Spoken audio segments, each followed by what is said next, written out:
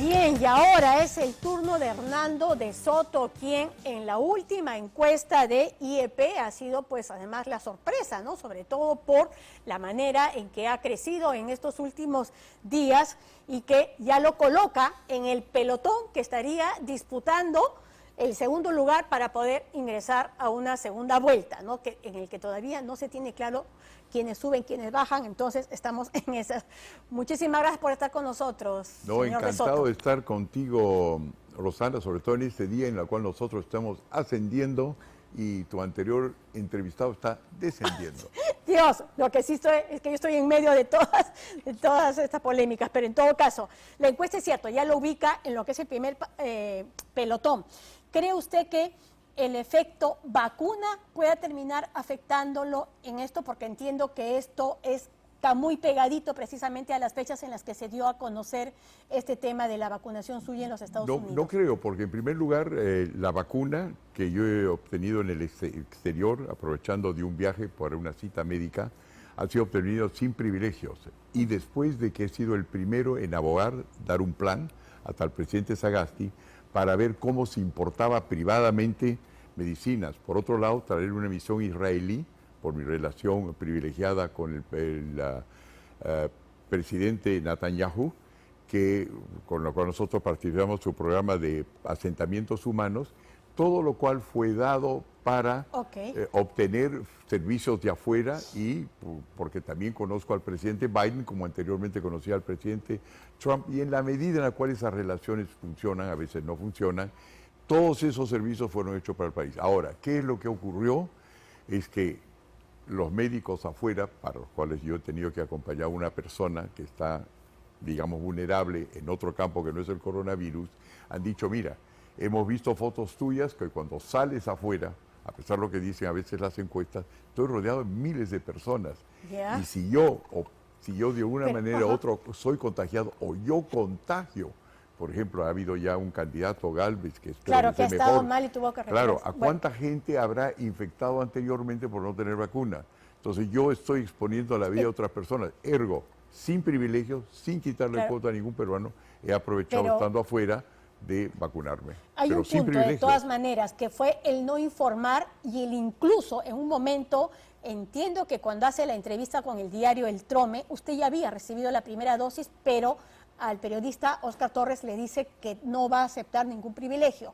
Esa parte es la que me preocupa. Pero la diferencia es la siguiente. Anteriormente los privilegios que se me habían prestado eran gobiernos que me decían, esto es un intelectual que ha sobresalido, le vamos a dar especialmente. Ahora no, el mercado está abierto.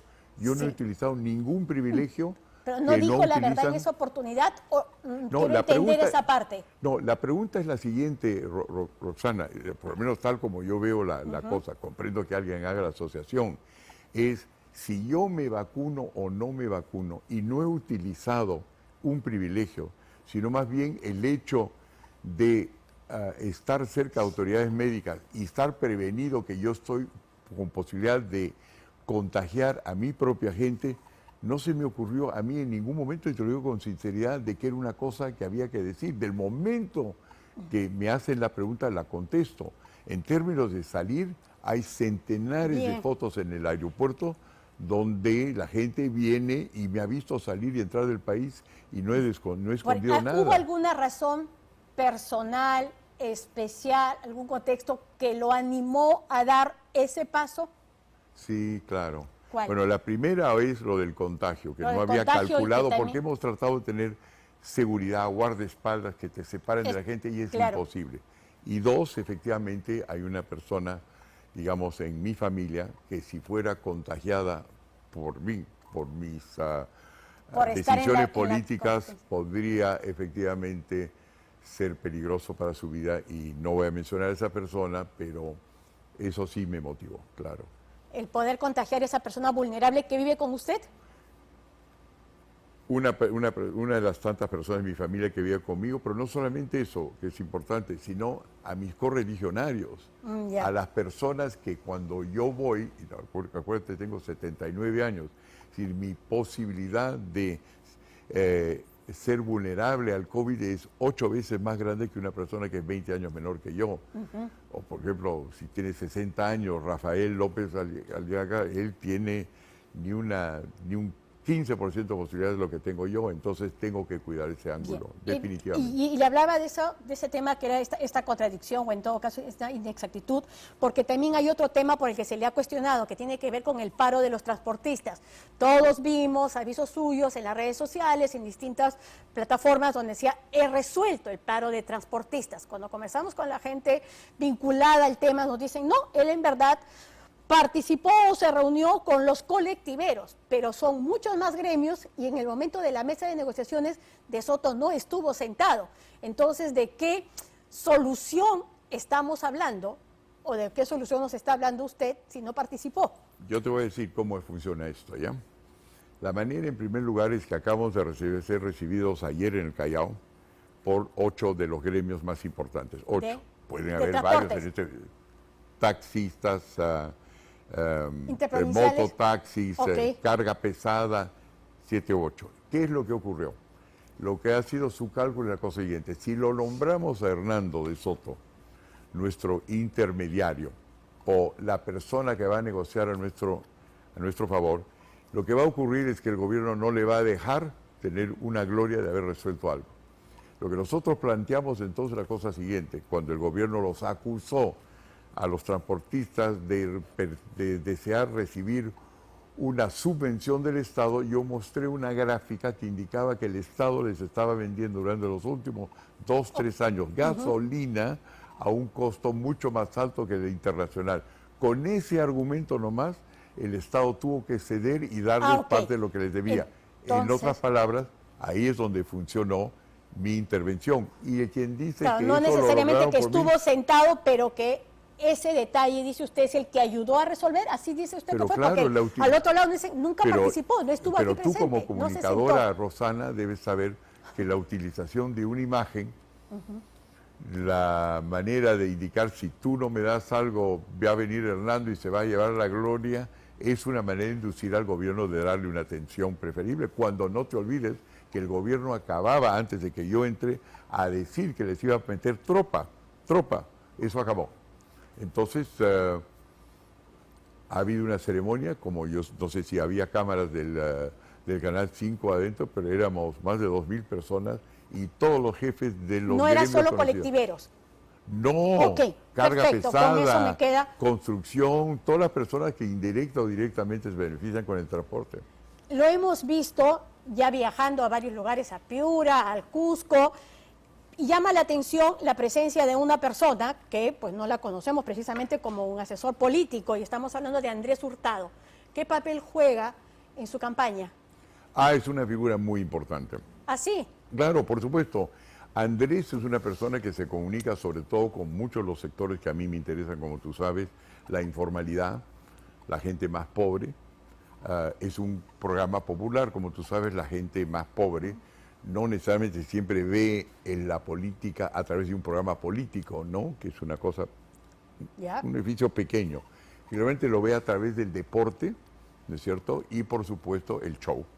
Y él es un showman. Y en ese sentido, él juega un papel muy importante porque me asesora de una manera en la cual yo puedo comunicar cosas que son de mi dominio, complejos, que yo creo que son sencillas, porque eso es lo que hago todos los días, de manera que yo pueda ser entendido por la gente que yo siempre he tratado de favorecer. Entonces, cosa que es muy importante para mí, Andrés Hurtado. Por eso, pero digamos, es un asesor, entendemos, es ad honorem, porque si no estaríamos ante un conflicto de intereses enorme. Claro que lo es. Y quisiéramos saberlo en todo caso. ¿Cómo? No, sería un conflicto de intereses enorme y sería bueno poder tenerlo claro y saberlo, transparentarlo. Sí, claro, por supuesto, es absolutamente ad honorem. Al contrario, yo soy el beneficiado de esa asesoría, si se quiere, y el hecho que me ha hecho figurar prominentemente en su programa, y estoy muy agradecido. ¿Tendría algún puesto si usted llega a la presidencia? ¿Estaría cómo? ¿Lo llevaría digamos, si usted llega a ser presidente, le daría algún cargo? No hemos hablado jamás de eso. Yo creo que sabes, es una cosa, ¿no?, que es interesante en el caso de Andrés Hurtado. Él mismo dice con orgullo, ¿no? Yo solamente tengo 5 años de primaria. Y dado el hecho que ha hecho su propio show, se ha vuelto próspero con su propio show, se viste mucho mejor que yo o cualquiera de tus entrevistados, definitivamente mucho mejor que Rafael López. Él obviamente quiere mantenerse en ese campo, pero tiene una ventaja enorme para personas como yo que aprenden muchas cosas a través de los libros, es de que yo he abierto muchos libros y él ha abierto sus ojos. Okay. Y con la única educación que tiene, que son quinto de primaria, ha sabido abrirse a un público enorme en el Perú y probablemente en América Latina. En todo caso, para mí es un orgullo tenerlo porque he conocido un lado humano increíble y me ha dado a mí luces en una serie de aspectos que no conocía. Bueno, nos queda clarísimo. ¿Le ha molestado lo que ha dicho Rafael López Aliaga aquí hace unos minutos? No, lo conozco a Rafael. En este momento no es un hombre agresivo, es un hombre pues que desde hace 25 años está metido en 170 y tantos juicios, conseguirse un peleón. Y lo único que está revelándole al público peruano es que si llega a él al poder se va a pelear con todo el mundo. Para comenzar, puede o no a uno gustarle Soros y puede uno no gustarle a Odebrecht. Pero si en lugar de uno saber de dónde viene el problema, que es esencialmente el problema de créditos de gobierno a gobierno, y cómo se puede poner en ventaja al Perú y en desventaja inclusive una compañía como Odebrecht, definitivamente no le va a convenir al Perú que sea presidente de la República un pata que agarra a 2 compañías enormes y los saca sencillamente por decisión política. Bien. Va a violar 3.000, literalmente 3.000 tratados internacionales, incluyendo nuestros TLCs. ¿Quién va a invertir en un país donde el presidente de la República decide a este y a este porque me conviene para ganar elecciones? Nos va a crear una inestabilidad increíble. Entonces yo creo que él se está disparando en los pies por un lado y está demostrando que es una persona peligrosa. ¿Cómo lo haría yo? Es bastante sencillo. Eso es lo que también quería ver, porque no deja de ser Odebrecht un símbolo, que yo siempre creo que es, digamos, la causa de, hay que entender el contexto en el que surgen los Odebrecht en Lima y en distritos del Perú más recónditos, ¿no? Claro, lo que ocurre es la cosa siguiente, que no conoce a Rafael, entonces a través tuyo voy a educarlo un poco, ¿ya? Los créditos gobierno a gobierno ya son gobernados por una organización de tratados de crédito de exportación que están coordinados en el mundo por una organización que se llama la Unión de Berna, en la cual se sabe desde el arranque, en los años 30, cuando fueron creados los créditos de exportación, que todos los países desarrollados tienen un mecanismo para promocionar sus exportaciones, que ahora también lo ha adoptado Brasil. En otras palabras, al igual que el Perú, que sale a promocionar sus exportaciones, los otros hacen lo mismo. ¿Y cómo lo hacen? Creando condiciones para que los sistemas de licitación los favorezcan en lugar de no favorecerlos. Entonces, que me diga el señor López Aliaga de que él ha hecho su fortuna sin utilizar créditos de gobierno a gobierno o utilizar concesiones del Estado, estaría mintiendo. Entonces, la forma como prevenir un abuso del exterior es conocer ese mundo en particular y saber defenderse frente a él. Es como cualquier vendedor. Un vendedor, te van a vender un automóvil japonés, un automóvil americano, el crédito que te van a dar para comprar su vehículo no va a ser un crédito japonés que se lo pasan a los americanos, va a promocionar lo suyo. Entonces, lo que tú tienes que tener es una organización dentro del Estado peruano que dice, si se me ofrece un satélite, ¿no es cierto? Y alguien me dice, puede usted tener satélite, pero gobierno a gobierno yo voy a hacer los estudios y los documentos de licitación yo mismo, le va a clavar el producto exterior. Entonces, luchar frente a eso no significa crucificarlo a Soros o crucificarlo a otro exportador, porque lo que va a ocurrir es que todos los exportadores, todos los inversionistas se van a correr del Perú, porque van a ser como los militares en tiempo de Velasco, que es voy a nacionalizar la International Petroleum Company y terminamos teniendo que vender la casa, endeudarnos para pagar la deuda a los 2, 3, 4 años. Antes de que se nos pase el tiempo, un tema importantísimo, que es la pandemia. Nos está costando vidas y vamos que los números siguen creciendo y esto parece indetenible. La propuesta de Avanza País al respecto, la que usted lidera. Son varias, las propuestas tienen varios elementos, ¿no? Uno es que la vacuna no es el único elemento. Por eso es que nosotros hemos estado en estrecho contacto con la máxima autoridad que recién ha salido de Israel. ¿Por qué? Porque Israel es el país, a nuestro conocimiento, que menos muertes ha tenido, número uno. Sí. Número dos, que más solamente 1 de cada 100 contagiados en Israel llega al hospital. ¿Cómo se ha hecho con los otros 99? Es curar en casa, utilizando varios sistemas de información que requieren, por supuesto, registros públicos.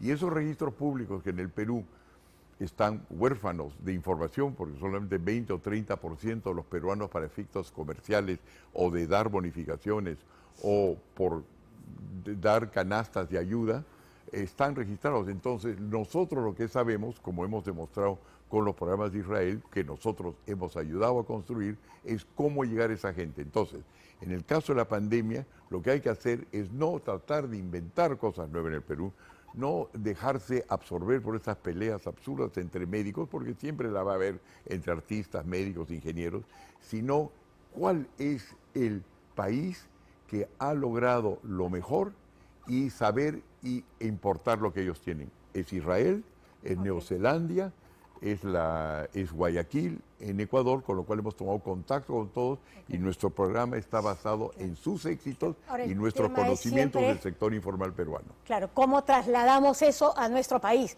Con todas las carencias, con todos los obstáculos que podemos tener, ¿no? Así es.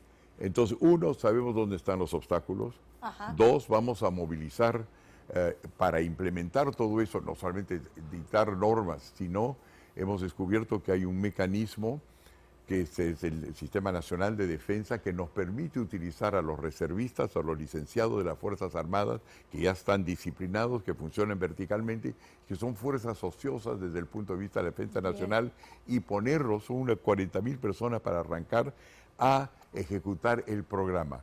Por lo tanto, tenemos todas las ideas y ninguna respuesta del presidente Sagasti, que si hubiese hecho lo que nosotros le recomendamos, ni yo ni otra hubiera persona. sido en igualdad de condiciones, ¿no? ¿Cómo? O sea, hubiera sido además en igualdad de condiciones la competencia respecto a los candidatos presidenciales, sabiendo además que Vizcarra estaba vacunado, por ejemplo, sin ser candidato presidencial. O sea, creo que por ese lado... No he escuchado eso, discúlpame. La propuesta, digo, que usted le hizo llegar, que también hubiera sido válida e importante, ¿no es cierto? Pero claro, si eso hubiese ocurrido, ya podríamos estar casi vacunados todos, nosotros vacunados todos.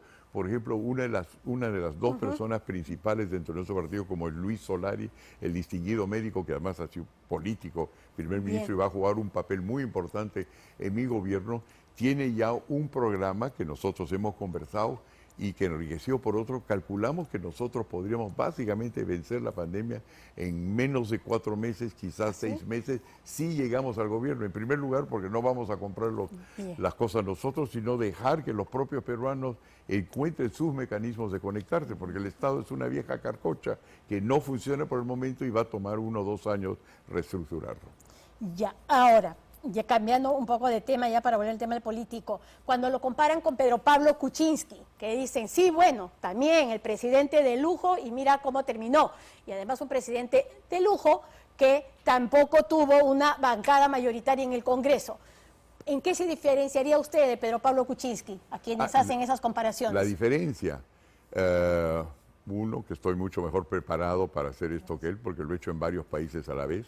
Una cosa es ser ministro de un país en la cual las cosas funcionan, que las dejó hechas Fujimori hasta un cierto punto, que no lo hizo mal García en su segundo gobierno, lo hizo bastante bien, y entonces en ese momento ser presidente es mucho más fácil. Ahora es época de crisis, yo sé gobernar en épocas de crisis. Cuando hubo una crisis en el Perú de Sendero Luminoso, Pedro Pablo salió volando al exterior y yo me quedé y participé en la lucha contra Sendero, como tú sabes. Escribí un libro en contra y organicé una estrategia que funcionó. Entonces la diferencia es experiencia versus no experiencia en el arte de gobernar y en los conocimientos que son necesarios. Eso es número uno. Y número dos, cosa que es importante, es darse cuenta que él tenía problemas con el Congreso, pero no había tomado en consideración el hecho que el 98% de las normas en el Perú que nos friegan vienen del Ejecutivo, no vienen del Legislativo, cosa que no tenía estrategia legislativa ni una de utilizar el Ejecutivo. Vino y se sentó sobre la carcocha y claro, no le funcionó al gobierno anterior y tampoco le funcionó a él. Yo sé por qué no funciona la carcocha, esa es la diferencia. Estoy en un carro moderno y él estaba con un carro con las llantas bajas y ni siquiera se dio cuenta. Bien, muchísimas gracias por haber estado con nosotros este domingo, a tan solo 2 semanas, y la mejor de la suerte, señor de Soto. Muchísimas gracias, Rosana. Gracias por haberme invitado. Bien. Y nosotros nos vamos a una brevísima tanda comercial.